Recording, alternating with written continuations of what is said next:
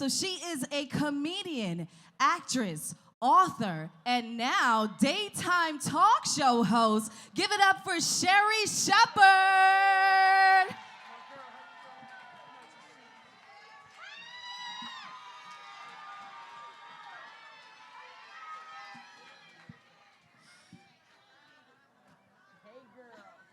How are you? I'm so good. Hey, what's up, cousins? Hello. Doesn't she look beautiful today? Okay, just pure. Girl, I broke out new Spanx.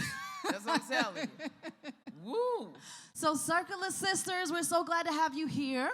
I'm excited to be here. Yes, and I know this is your thing because you love to talk with our sisters and have these very much needed conversations. I do. I love talking to women, and I love it because my show is we get women, and we get grown women, too. Okay. That's what I like. We get the grown women.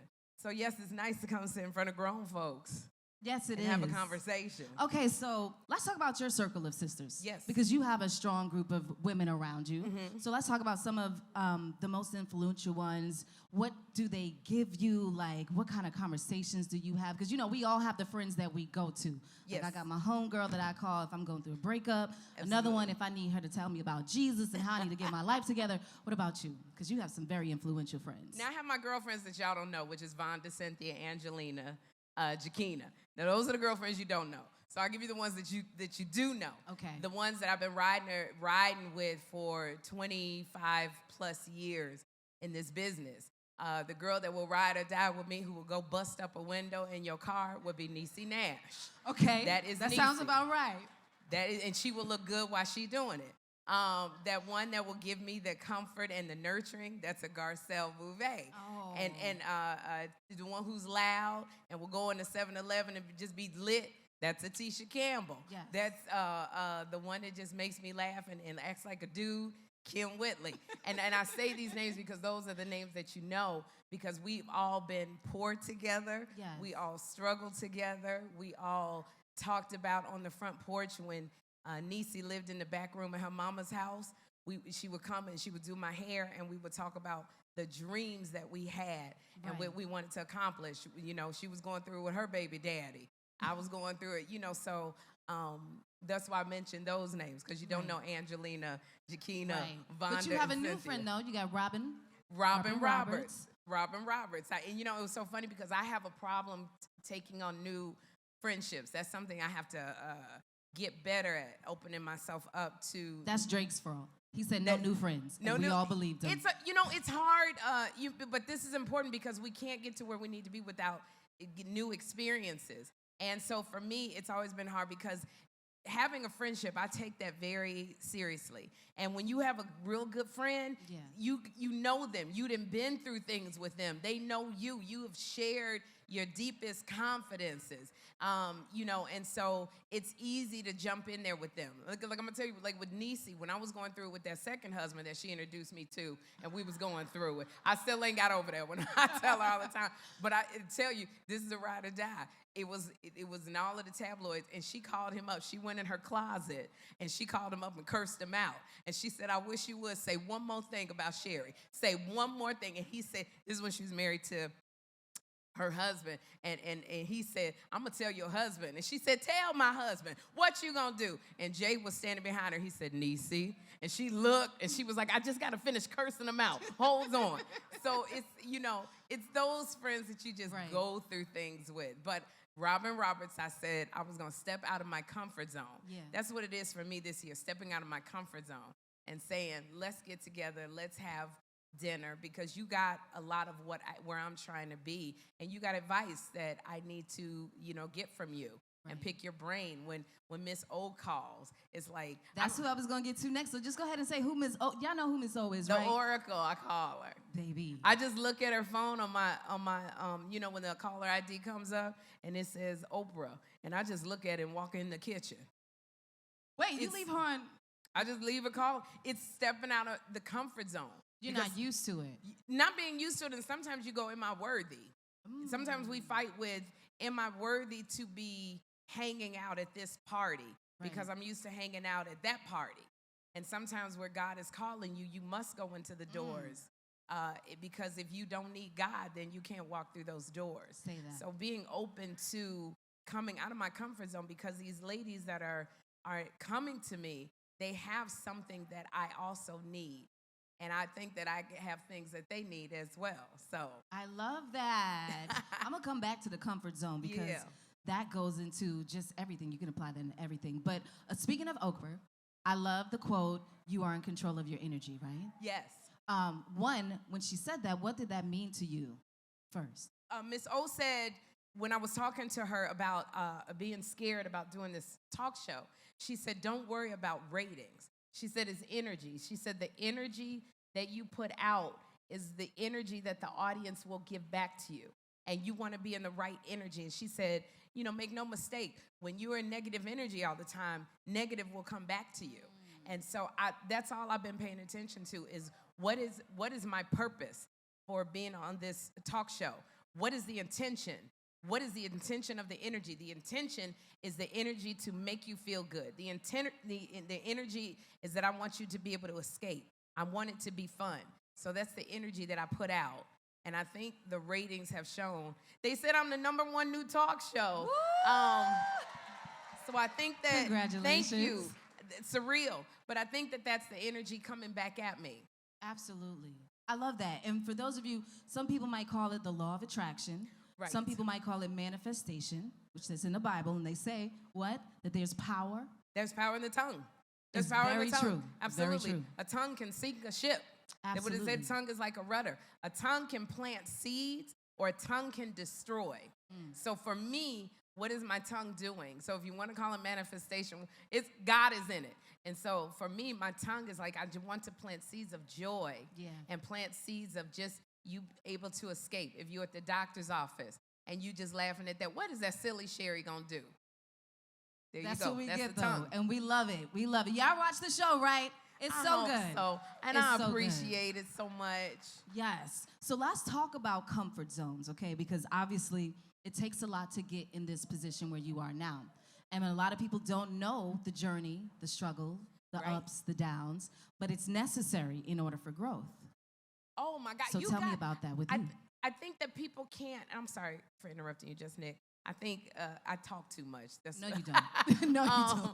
I think that you can't fear failure because failure is what is the impetus to keep you moving to another level. And I forgot what you just asked me, girl. I'm 55. Sometimes it just, you ever had somebody ask you something, you be trying to remember what the heck you was saying? Oh my gosh. It's the combination of hot flash and memory. What did you ask me? So we're just talking about the journey, right? Because The a lot of journey, people have yes. what I call destination addiction, where you make that goal, you want to get there, and you're willing to do whatever to get there, and then you get there and it's not what you thought it would be. But you don't appreciate it because you don't appreciate the process that brought you to that destination, to that journey. You know what, when you go through failure, when you go through ups and downs, when you finally get there, you do appreciate it more because you have something to fall back on. I get a little bit concerned when people make it and they didn't have to go through anything because that means that you haven't developed your faith, you haven't developed your maturity, and the moment something happens, you have nothing to hold on to. You know, and so that quick fix or that quick thing to make it, sometimes it's not good. You need to go through something. When I say this dream of having a talk show has been 20 years in the making, when I cry on TV because people said no to me. When I was on The View, if y'all saw that little show called The View with Whoopi Goldberg and Barbara Walters, they wouldn't even let me sit on the couch to be a guest, let alone sit at the table to co-host. I've always gotten in my life, we don't know if you can sit and talk for 5 minutes. That I've always had a no. The people wouldn't put me on stage to do stand-up. It's always been no's, and it's always been a lot of tears when I went back home going, God, I know what I got. I just need one person to believe in me. It only takes one person, not a bunch, just one. And you already got the audience of one on your side. And so now when I sit there, a lot of times our dreams, I heard Reverend A.R. Bernard say this, Our dreams do not come to pass because we don't have the faith to sustain the dream if something happens. And sometimes we have to mature into the dream. And had I gotten a talk show maybe when I 10, 20 years ago, I didn't know who I was. So if you said to me, Sherri, stand on your head while vacuuming the floor, as long as people laughed, I would have done it. But I didn't know who I was, so the show would not have lasted. At this point, if they say, Sherri, do blah, blah, blah, I know what goes against my spirit. Right. So I don't have a problem saying, no, that doesn't work for me. No, we're not going to do that. No, I'm not doing this joke, because I've been through it and I've had a lot of no's. So I've had time to develop who I am, and I know exactly who I am. I know exactly who I'm talking to. I know I'm talking to single mothers, entrepreneurs, women. I'm talking to mothers who have children with special needs. I'm talking to women who deal with anxiety. It's a lot of people I'm talking to. Yeah. And I know how to say yes, that's going to service them, or no, that's not going to service who I'm talking to. Y'all paying attention? You got to learn the power of no. No is a huge word. It is. And I tell people, especially the younger women who watch, stand in front of the mirror and practice saying no. No, that doesn't work for me. No, I can't do that. No. Because you know what? It's easier to turn a no into a yes than a yes into a no. Yes. And I tell people, you don't want to be mad at yourself for always saying yes. So learn to say no. It's big power in saying no. Absolutely. Sherri. Okay, so listen.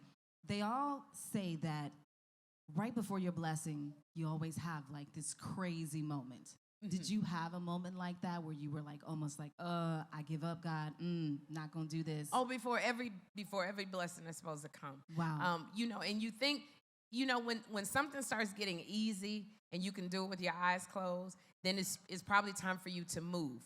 Because it's always, if you're in a comfort zone and everything is good, then when do you need God to come in there? That's what faith is, the substance of things hoped for, the evidence of things not seen. I know it's some more, but I didn't go to church. I ain't been to church in 2 weeks.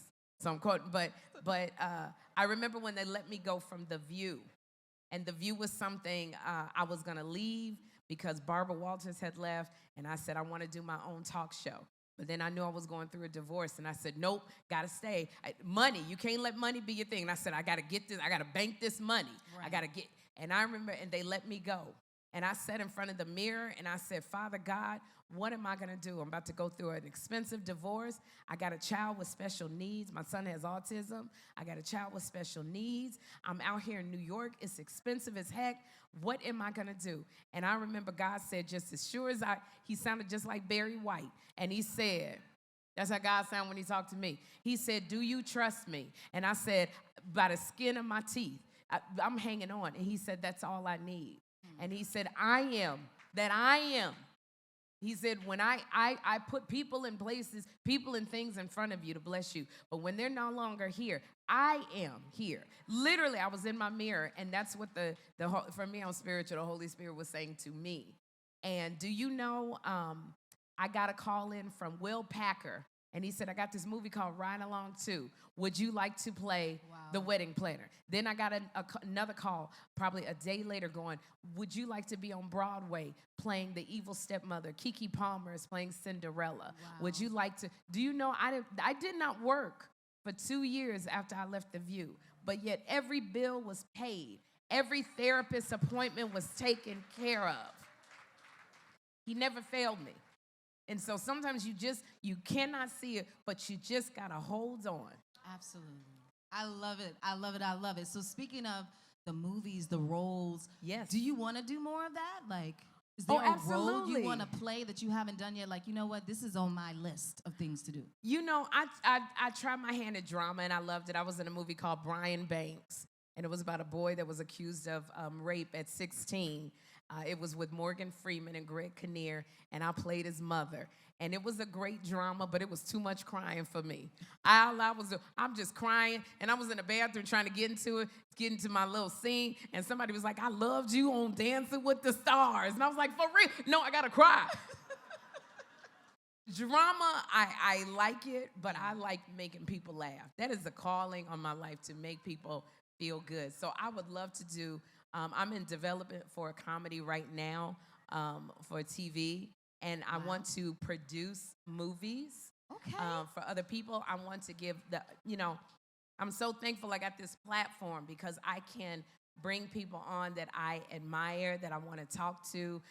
Dion Cole and Lil Rel Howery. They have 2 specials coming out, HBO and Netflix, and they both called me. We're all from Chicago, and they said, Sherri, we need that publicity. Can you tell people to watch our special? And it felt so good to be able to say, I got you, my brothers. I can tell people to watch your special. So I'm just really thankful that I can give the platform and show other women. And I want my show, I want to deal with women my age. I'm 55 years old. And a lot of times we don't feel seen. Sometimes, the kids are gone and we feel like, what's this next act for me? What am I going to do? A lot of us are single. We out there trying to date. I don't know these apps, this Bumble, all of the Tinder. The people call, they don't want to show up on the date. They ghosting you. At this age, I'm not doing plunging necklines, and I'm trying to hold my stomach in now, trying to peek out through the thing. It's so many. And so, I'm so thankful that I have a platform that can speak to women my age to let you know it's not over. It's not over. You still can dream, and you still can step out and make a reality. It's time to take that dream that's been there. Those dreams that you put on the shelf with the fine china, because so many people are depending on you, and you kind of put it off to the side, but it has never gone away. It's time. Pandemic. Life's too short. It's time to take that dream and dust it off and hold it up and go, wow, what you gonna do with this, Lord? What can we do? Yes. So I'm so thankful to have that kind of platform to talk to women.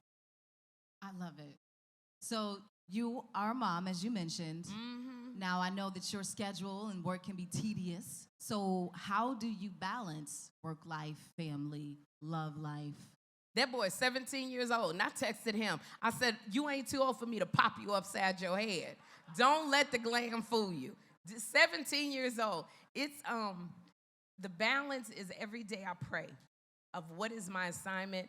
I ask that because every situation, every journey, enjoy your child where they are, because there's always another journey that you have to take with them. And so it's, Lord, show me who Jeffrey needs me to be in this season of being 17 years old. Because he has special needs, I'm very, very protective of my son.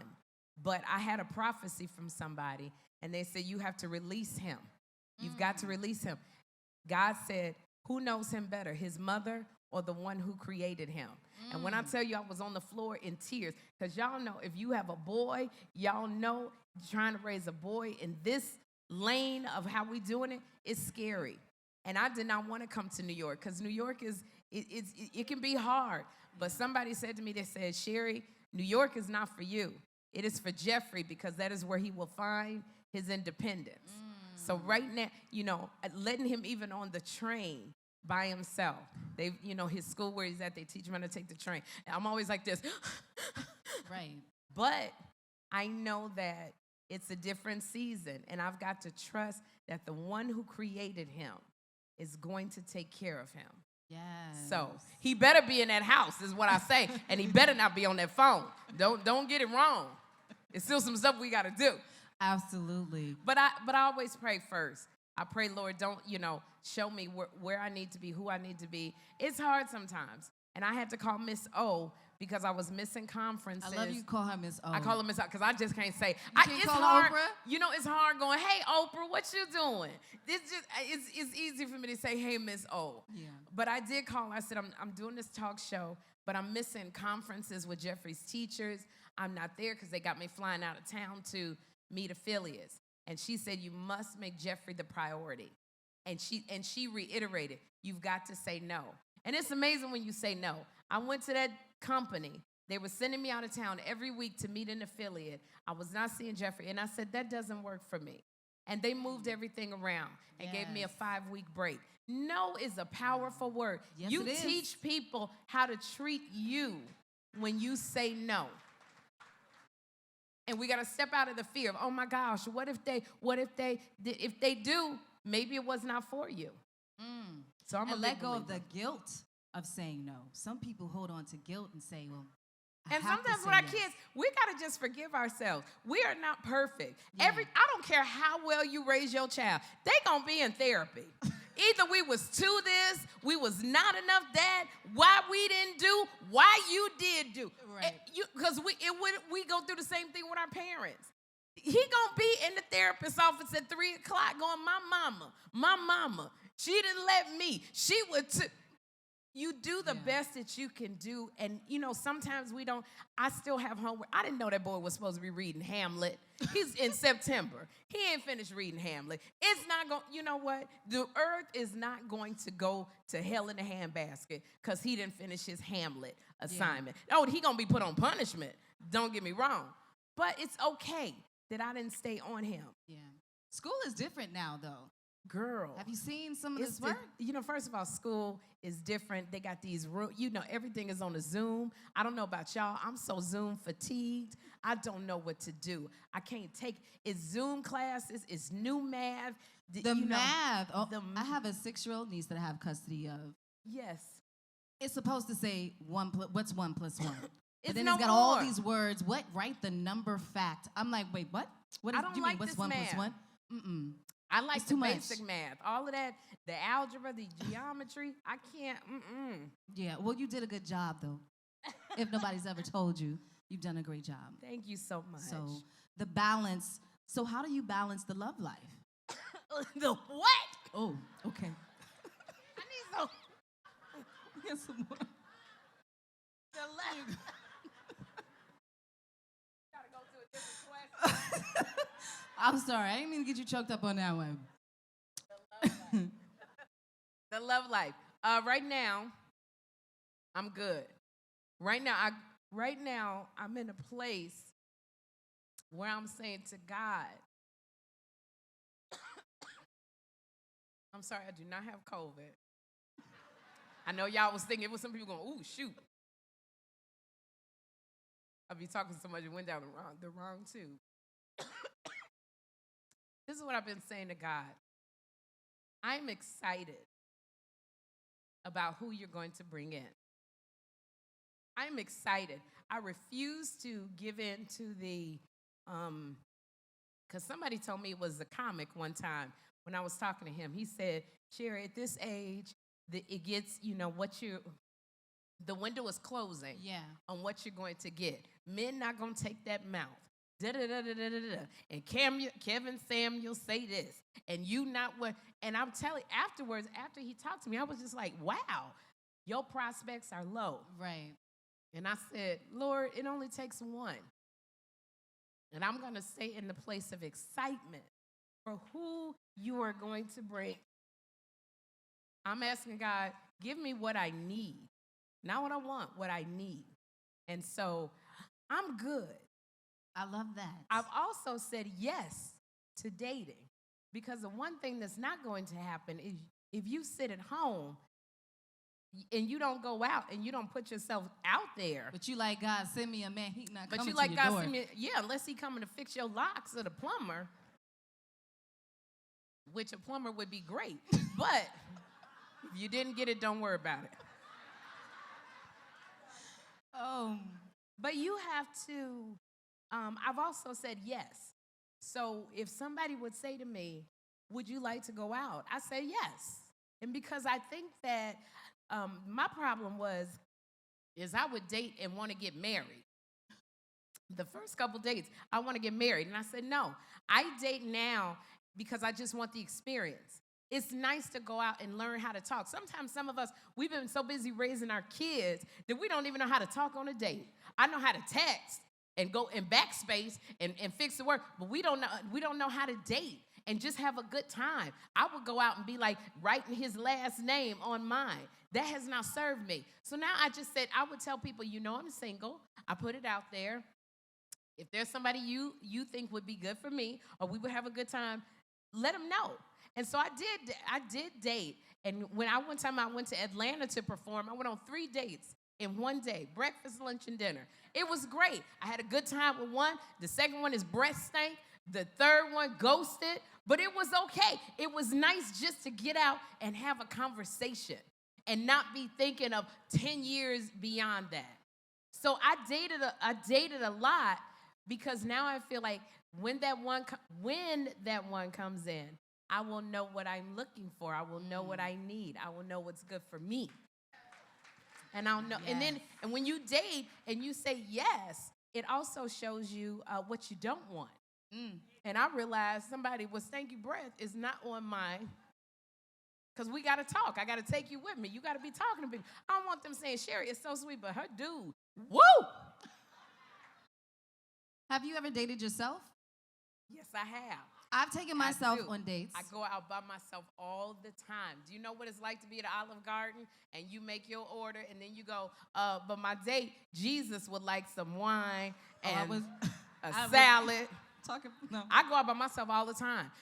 We have to learn to be, content in the season that we are in. Yeah. At least for me. Because I know that this season it's only going to be a season.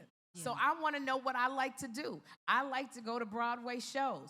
I like to go traveling with my girlfriends. I like to go to comedy clubs. I stay out late doing stand-up. I'm not going to be able to do all that when he comes. I'll be able to do some of it, but then in order to be in a relationship, some of that I got to just pull back on. So I love to go out by myself. I love to go out and sit in the middle of the room and have a steak and just wonder, what is everybody else doing? Take yourselves out. And get ready. Like, don't just go out like you're going to get a pack of cigarettes. I got a wig for going out with myself. I got my date wig. I got my date clothes. You never know. Because you never know where you're going to be and who's going to see your smile and go, wow, I just noticed you from across the room. I love it. I love it. I don't know about the date with Jesus thing. That's my Well, date with Jesus. I picture you telling somebody that for real, though. I do, and I tell them, too. Jesus right here. He going to want this and he that. paid it all. He paid for the meal and everything. He took care of everything. So what's next for you? Because you have this daytime talk show, and it's big. And you're an author, so are you going to do more books? Like, what is next for Sherri? I'm working on a children's book about a child with special needs, knowing their worth. Because children with special needs have a hard time knowing what they are worth. I don't know if anybody in here has a child with special needs, or you may know somebody. And so I deal with that with my son, of knowing his worth. And I wanted to do a children's book about that, so a series. So I'm working on that.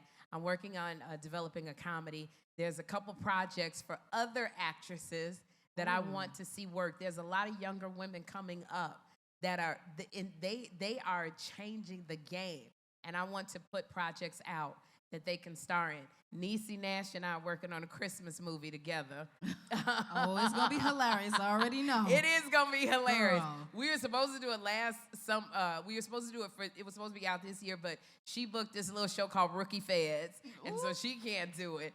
And then the talk show came through for me. So we had to put it on pause, but we're getting back together. She did amazing in what's the new movie she was in? Oh, Jeffrey Dahmer. Oh, my. Jeffrey Dahmer. Oh, my goodness. It's such a trip because Niecy and I auditioned for a lot of the same things. And as a matter of fact, she was pitching a talk show at the same time. And so sometimes, you'll look at other people and go, how come that didn't happen for me? But we never know somebody's path. And so the one thing that I remember is I always rejoice with her, because I would say to Niecy, I want you to book it, because that means it's more room for me to get my thing. So you get your blessing and get on out the way. So I'm so excited for her. I was just telling my friend John Murray, who is my best friend, he's the executive producer of our show, to look at Garcelle Bouvet. When I knew her, when it was just the Jamie Foxx show, and after that, she wasn't working for years. To see her living her best life, you got to rejoice with your friends. Because if you can rejoice with your friends, the blessings come in for you. I think people sitting around being jealous and envious of somebody else's path, it's a waste of energy. Too many comparisons. It's too many comparisons. I remember when Garcelle said, I don't know if I'm going to be able to do this Real Housewives. Sherri, I think they may eat me alive. She ain't about to be eaten alive. Not Garcelle Bouvet. No. And so many things are happening for her because of this. I just said to John, who would have thunk Real Housewives of Beverly Hills would have launched the second act for Garcelle, my friend. I'm so excited and so happy for her. So you're creating movies for all your friends to be a part of. All of us and they do it together. for you too. Absolutely. That's a good circle of sisters. You have to be in a circle. You gotta. There's a saying, I don't know who said it. Show me the 5 people you hang out with, and I will show you who you are. And so you have to look at who is around you, because you got those people that will suck your energy dry. Every time you get on the phone, you try to say something about what's going on, and they turn it around to them. Then you done gave them advice, and they still keep you on the phone. You get off that phone drained. Yeah. We don't have time for that anymore. Or the ones that try to one-up you. Always. Girl, guess what happened to me today? Oh, well, that happened to me yesterday. Like, okay. I had a friend who was an actress, a very well-known actress, and no matter what I said, I went out for da-da-da. She goes, they offered me that part, but I turned it down. Ooh. Then I leave feeling horrible. Yeah. You know, and I had to realize I have to let that go. So I think sometimes where God is calling you to be, everybody can't go with you. And you have to have people in your circle who say, I love you, I'm lifting you up, I'm encouraging you, and I'm going to rejoice when something happens for you. And you will turn around and do that for somebody else. That is how I keep my circle. I love it. Okay? Spending some gems today. Are you taking notes, everybody? Okay. Even when we met, right? Katt Williams' comedy show. Yes. And you Which I heard he stood you up. He ghosted you, didn't he? I'm coming back for him. We're going to have to, like, work that out. Like, that's my friend. Did he ever make that up to you? So Katt Williams. Katt Williams and I knew each other probably 30 years. I knew Katt if you saw the movie Friday with Katt Williams. Katt was staying in the trailer because he was homeless. Oh, wow. Katt didn't even have his teeth. He stayed in a trailer, yes, with his son Micah. He had nothing. He had nowhere to live. Katt was staying on people's couches. That's how long I've known Katt. Wow. So we came up doing stand-up together. And so I was like, Katt had always said, I'm going to marry you, Sherri. And I said, Katt, first of all, you ain't even got a place to live. This is how and he said, but I'm gonna be somebody someday. I'm going to have something someday. So when he started to make it big, actually he was big and he was making a lot of money. He was supposed to take me out. He called me, he said, I got it. I'm taking you out. It was flying a plane, come see you. And let me tell you something. Don't make a promise to me and I take time away from my son. And that's what I did. And I got my little golf outfit. And I rented some clubs. I got some shoes. And I was standing all day. I waited because something happened with him. So we know we never did go out. But sometimes you better off friends with people. Yeah. You just, everybody could be a good person. Don't mean they're a good man for you. So, yes, we're very good friends. So I go to all his concerts. You're like, we're cool. I just can't date you. We're very cool. We just don't. We just can't be together. And that's okay. We didn't know each other too long, yeah. Me and Katt. But when you were at the concert, your energy was so positive. And you weren't afraid to step up to me and say, I want you to come and sit and talk with me. And I just peeped that. It was so positive. It was so strong. Thank you. It was so you were so confident in who you were. And I was like, I want to get to know this sister. She got it she's good. I appreciate that. The law of attraction, manifesting. I said I want to talk to Sherri one-on-one, and look what I'm doing right now, y'all. You sure did. Okay. I didn't even know this was going to happen. I just said, okay, I'm really busy. I think I told you. I'm so busy. I don't know when I can. Right. But look at God. Look at God. Okay. That's what I'm talking you about. You too. That's what I'm talking about. Sherri Shepherd, listen, before I let you go, because we hear a lot of quotes that you love, what is one quote that you can give out to everybody in the audience today that they can take away from Circle of Sisters and say, you know what, I'm going to marinate on that? Run towards the very thing that you fear. Because on the other side of fear are the blessings that are meant for you that you will never get to if you don't get past the fear. And the fear is the enemy. The fear is the enemy saying you're not worth it. It's not a good idea. Everybody had that idea. Who are you? Don't nobody want to hear from you. You're not smart enough. You're not skinny enough. You too this, you too that. That's all fear. But, and I'm going to bring it back to the Bible. Fear, he says, yea, though you walk through the valley of the shadow of death, of the shadow. you shall fear no evil. And fear is just a shadow. That's all it is. What is that thing, the acronym? False evidence appearing real. Yes. Fear is not real, and it is a waste of energy, and it's got to get done. And so sometimes fear also says, you don't even have a plan. You ain't got it together. What you gonna do? You take one step, and then you take another step, and then you take another step. And another one is falling is not failure. Falling is not failure. Maybe it just is a not right now, but take every opportunity to learn, to grow, and keep that vision right there in the forefront, because that will carry you sometimes when you're going through it, that vision. Because your blessing is not only going to affect you, it is for those around you. Blessings are never just for us. It is for people around us. Blessings flow. So if you don't get your blessing, some other people going to miss out on the blessing because you were too scared. So life is short. If we didn't learn anything from being in a pandemic and COVID, life is short. You might as well go for it. Oh, absolutely. Because at least you can say, I tried. Yes. I think I gave you 3 instead of 1. Those are some good ones. Some good ones. So listen, we're going to take a couple of questions from the audience. Absolutely. And if you have a question, you could just raise your hand, and we have someone who's going to come up to you. Don't be shy now. We don't bite. Ask what you want. Okay, we see one over here on the left. Oh. Hello? Hello? Thank you so much. Then we'll get to you. Yeah, hello? Hi, hi, sir. Sherri. This is Hi. Peter Bird. How you doing? I'm good. How are you doing? Good. You had my childhood friends on your show. The Ladies of the Sky, I grew up with them. Oh, the ladies that call me when you need someone to talk to. Yeah. Yes. So I'm very proud of you. Thank you. You keep pushing on doing what you're doing. For me, I'm glad that I'm still alive. That's right. For what I went through. That's right. Because I'm a stroke survivor. Oh, survivor man. Now 2 years. And it changed my whole life. I died and everything up. Congratulations to you. Thank you. God bless so keep you. pushing. Thank you so Everything much. is there for you. Thank you so much.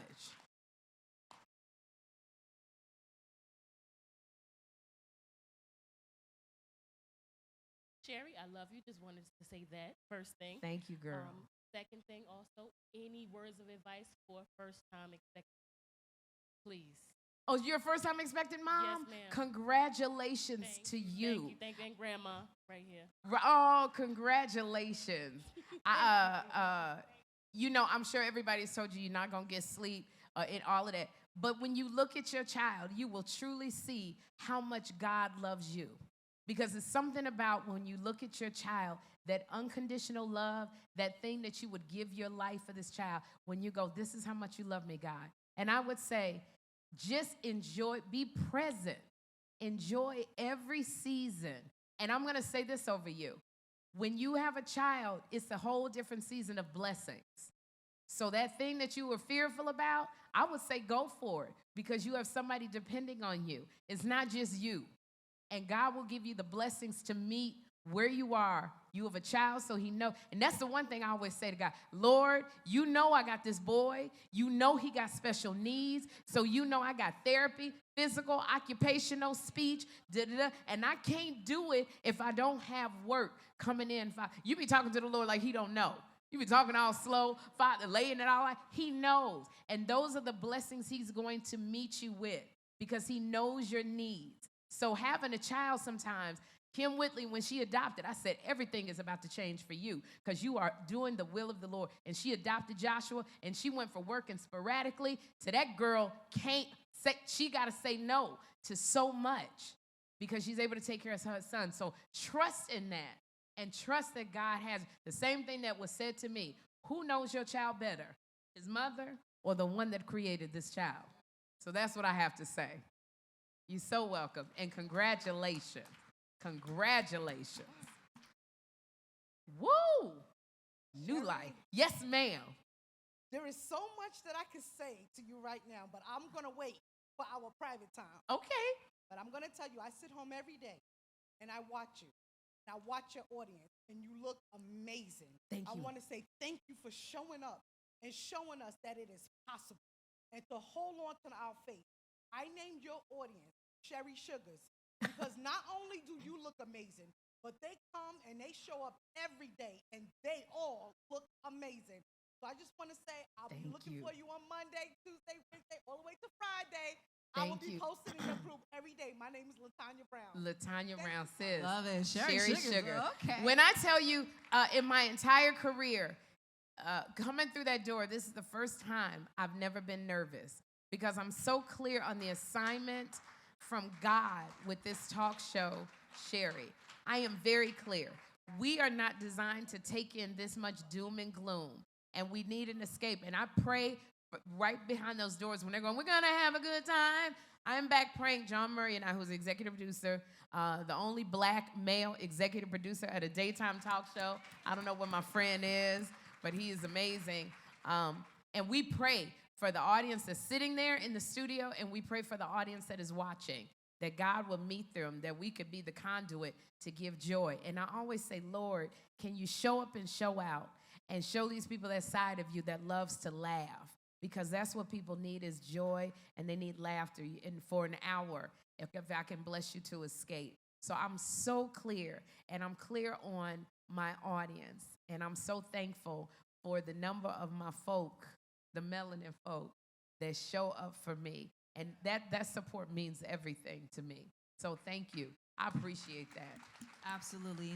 And this last question, so yes, ma'am. I'm going to ask you, speaking of that, how important is it to you to see us represented on daytime television?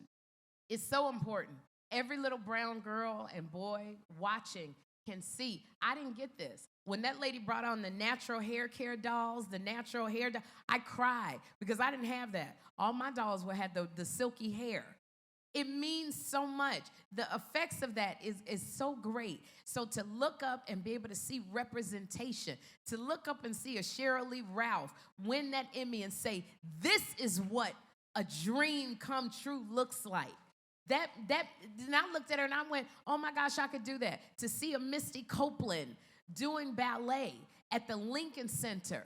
I've never been to a ballet in my life, but I saw that Misty Copeland, and it did something to me. The reason why I did this is because my parents took me to see The Wiz, and it was Stephanie Mills. When I think Classic. of home, and it made me want to be an actress. Looking at that woman that said, "You old fish-eyed fool," on Fred Sanford. What was her name? Auntie, on Sanford and Son, you old. That made me want to be a comedic actress because I saw my family laughing when they watched her. So yes, it is so important for people to see a Tamron Hall, a Jennifer Hudson, and a Sherri Shepherd on the air, and Miss Whoopi Goldberg on the air at the same time. Absolutely. Because I'm speaking to you, and then, you know, and it's just like, I'm a black woman. So it's just the stuff I'm going to talk about as a black woman that you're going to get, you know? But then I'm a woman, and I'm speaking to other women. So, yes, it's so important. And that's why I said, step out of the fear and go for that dream, because your blessing is going to affect some people that are coming behind you. You're creating a legacy if you would not let fear get in the way. Everybody, Sherri Shepherd, give it up for her.